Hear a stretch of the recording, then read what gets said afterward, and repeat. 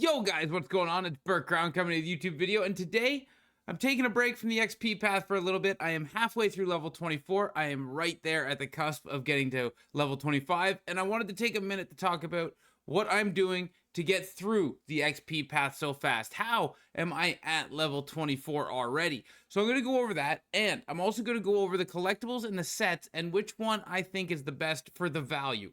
We're going to first break down the value of the collectible, and then what we're getting in return, because we need to know what we're exchanging and what we're getting back. So we're going to break down the numbers, we're going to check out the sets, we're going to check out the XP, and how do we level up fast. So the first thing we're going to do is talk about the XP. Let's get into it. I hope you do enjoy it. So you're going to see here, halfway through, 180,000 XP. Now, the way that I'm doing the XP is I am going into squad battles, and I'm playing on Superstar, and I'm playing on 4 minutes. The one thing I will say is if you're trying to get competitive seasons done to get those packs, play on 2-minute periods, because you're not losing out on anything, right? It's the same. It just takes half the time. You're going to get more games done. So if you want to try and get your comp seasons done to get those packs, Superstar, 2 minutes, you'll still get them done, and you have 735 games. You have a lot of games to play. You don't have to worry about it. So that is one thing to keep in the back of your mind. I've got my comp seasons done, so I'm just going to play 4 minutes, because I might as well just load into one game, play one game at a time, and get my XP. And yeah, so there is one little tidbit for you if you are trying to do comps. If you're not, just do 4 minutes. You know, no point in going through all the animations, going through all the periods and all that. Just do 4 minutes. But one crucial thing with squad battles and doing this, if you can't win on Superstar every single time, then you drop it down to All-Star. And the reason that is Superstar may give you 1900 XP. Yes, usually it gives you a little under. Usually it'll give you like 1850, 1840, somewhere in there. But if you lose the game, you only get 900 and change. So you get like 940. You're losing 1000 XP. So instead of doing that, what you want to do is you want to drop down to All-Star and get 1600 every single time, or 1550 every single time, instead of getting 1900 sometimes and a 900 the other times, right? Because that just brings your average down less than 1600. You want to play on the difficulty that gives you the most amount of wins. And if you can't win consecutively on All-Star, drop it down again. Just keep dropping it down until you can guarantee yourself a win every single time. Which is now going to bring me to Rivals. Rivals, in Division 3, you get 1.4 multiplier, which gives you good XP, but you win and lose at a 50% rate. So you're actually only averaging 1100 in Division 3.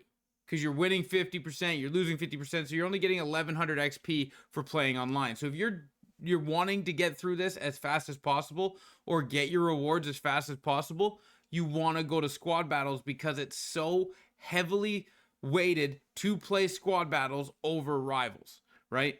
So that's why I'm saying play the one you can win every single time.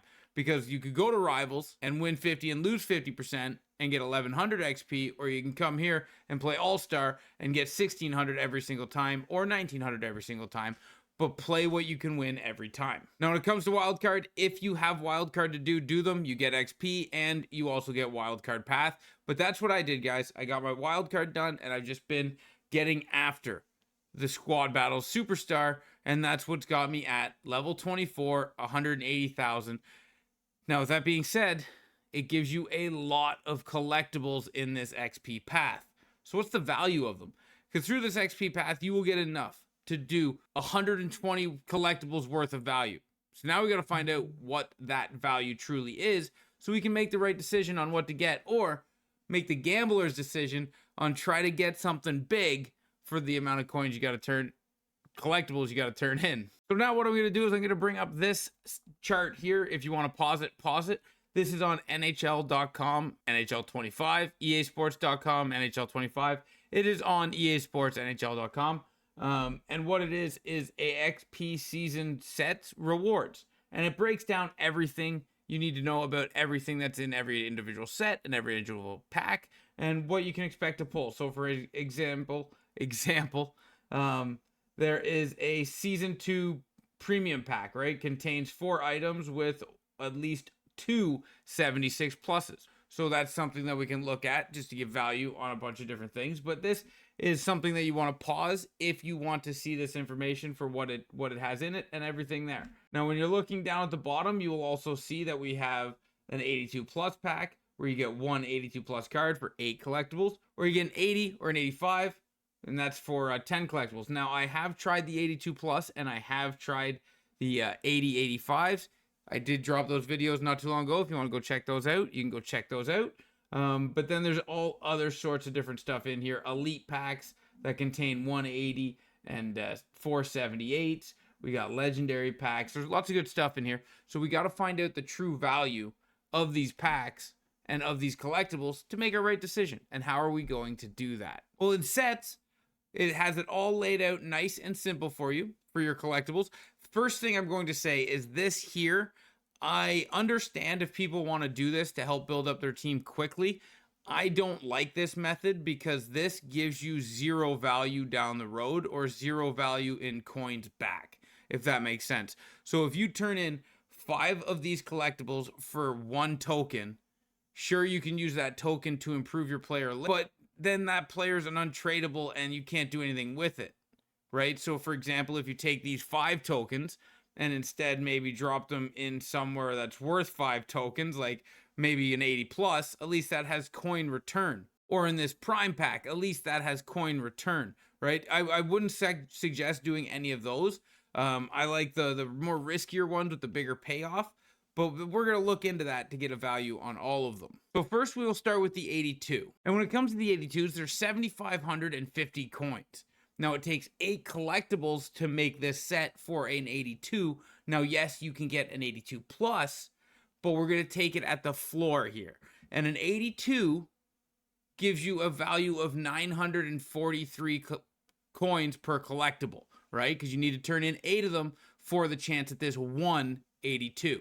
So these 8 collectibles that get you at least 182, right? You could get bigger. You could get 83, 84, 85, which will increase the value. That means you're getting, for 8 collectibles, 7,550 coin value out of that 1 card, which is giving you, to make easy math, 940 coins per collectible. When it comes to this one here, this is where it's the big risk, right? This is where it's like, if you like to have a little fun, you want to take a little risk, you want to get a little excitement, hit big or miss small, this is where this could happen and this could help you. The 80-85. So you can get the 80s for around 6,300, right? So if you're getting 80s, you're selling 80s for 6,300. If you sell at 6,300 that the 80-85 pack and you put 10 collectibles in there, you're about 630 coins. Now you can get the 85s for about 34,800-ish, which would give you about 3,480 coins per token, right? Because if you do hit big on the 85, it costs you 10 collectibles, but, you know, it makes each collectible 3,400, which this is important. This is important because if you like to risk, there isn't as big of a window of where you can get, where you can miss. But one thing you got to understand is that there is more 80s in this game than 85s. So the likelihood is you'd probably pull an 80, which is where you're going to get about 630 coins per collectible. And that's where we really got to drive this number down to. We really got to bring this number down to how many coins per collectible to make it worthwhile, right? Like if you're putting this in here and you're getting 630 coins per collectible back, that's not really good value when you take this 82 plus set and you're getting 932 coins back per collectible, right? You're making a little bit more money per collectible on this 82 plus, and you can hit it big. But if you hit the 85 on this, you're making 3,400 coins per collectible. And that's where you get really big value, is taking that risk. Now, that obviously brings us to the Mac Daddy pack, the biggest one out of them all, which is this one right here. This one's going to be tough because as I bring you back to this chart here, this one's 60 collectibles and it gives 186 and 578 pluses. Now it does give 18 total cards, but we can only go off of what we know. 60 collectibles is a lot, so I'm hoping those other cards are really good and they're not just, well, I mean, they might just be arenas, jerseys, bronzes, but I really hope they're not just bronzes. We're going to have to open it eventually to figure that out. Okay, so we're going to start with the 86s here, which Tyler Seguin is 70,000. And let's make it a little bit bigger to see what we got here. And Tyler Sagan is 71,000. So it's Tyler Sagan. It's just Tyler Sagan. So 86s, we got to go off the floor. 70,000 is where the 86s are. And that's something you need to know, because when you're looking at this legendary pack, you want to know the exact value you're getting in return. And when it comes to 78s, they're selling for 5,000 coins. So that's 25,000 coins for the 578s you get out of that pack. Now, like I did say, there is a lot of stuff in this pack. You get 18 cards, 18 cards. Not all players. We don't know what. It might be bronzes, maybe whatever, but that adds to the value of these collectibles. So when we break it down, you get 186, which is around 70,000 coins, or better, depending on what 86 you get, and you get 578 pluses, which is 25,000 coins, which brings us to 95,000 coins for those 6 collectibles, which brings us to 1,583 coins per collectible, which puts us right in the middle between the 82 set, which the 82 set is safe and you could get a good pull, but it doesn't make as many coins as this here. But what we got to take into account when we're doing the 82 set, you can actually do 7 of these in replace of 1 of these. That's where it becomes very, very important, right?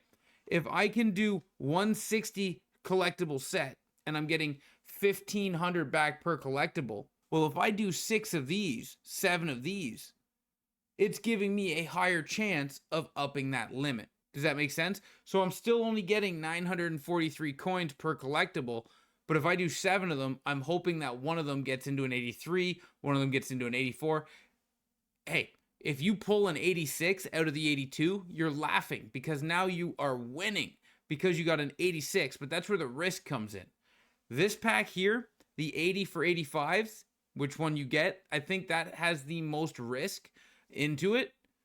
This 82 plus, I feel like, is fairly safe because 1, it's a little cheaper, and 2, you're not just locked to an 80 or an 85. You can get 82, 83, 84. Maybe you get event cards that can help you build MSPs, or you can sell them because they carry more value.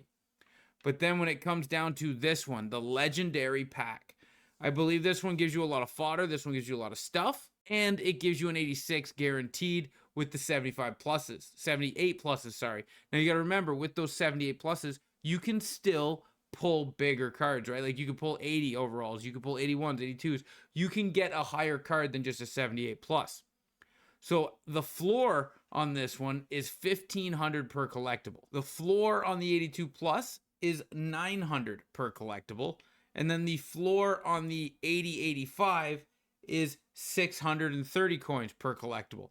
So if you're asking me which one out of these 3 I would suggest, it depends on your comfort zone. Do you like the risk? Because if you like the risk, you can take the 80-85s, because you can get 6 of these for the price of 1 of these 60 legendary packs. And in these 6, if you just hit 1 or 2 85s, then you are winning. But if you get all 6 80s, you lose big time. That's very important to say. And then same with the 82s. They're a little cheaper and they're a little, safer, but a little riskier, and you get to do more of them, so it's a little more exciting, right? If you're looking for a little bit of excitement, but keeping that floor kind of safe, the 82s are a good way to go, because you get excited, you get to open packs, you get to see what you get, but you don't get a lot of cards, right? You can open 7 of these, you only get 7 cards. And then the legendary pack, where you get 18 cards. We don't know what all 18 cards are, but all 18 cards hold some sort of value. So in my opinion, I would probably say the legendary pack would be the way to go for safe, conservative, most coins per collectible. Or if you want to get excitement, you either go the 80-85 or you go the 82 plus. But guys, if you're trying to maximize, I think the legendary is the way to go, because you get an 86 that you can sell. And, the 70,000 was the cheapest. If you hit a big 86, like maybe you get 86 overall Luke Robitaille team of the week, that's massive coins. And then the 78 pluses, maybe they get a little better. I think this is the safe way to go if you're looking to maximize your coins for your collectibles. So just to break down everything that just happened in this video, guys, XP, Superstar Squad Battles, any form of squad battles, just the squad battles you can win the most, right? Every single win matters. So you play the squad battles that you're going to win every single game. And then the sets, Which one's the best one to do? Well, that's dependent on you. Do you want to play it safe? Do you want to have fun? Do you want to rip a ton of packs? What do you want to do? But in my opinion, if you want to maximize coins per collectible, I would go to the legendary set for 60 coins. 60 collectibles. Sorry about that. So that's my recommendation, guys. Superstar Squad Battles and legendary packs. Thank you for watching this video. I hope you did enjoy it. Until next time. Ciao, ciao.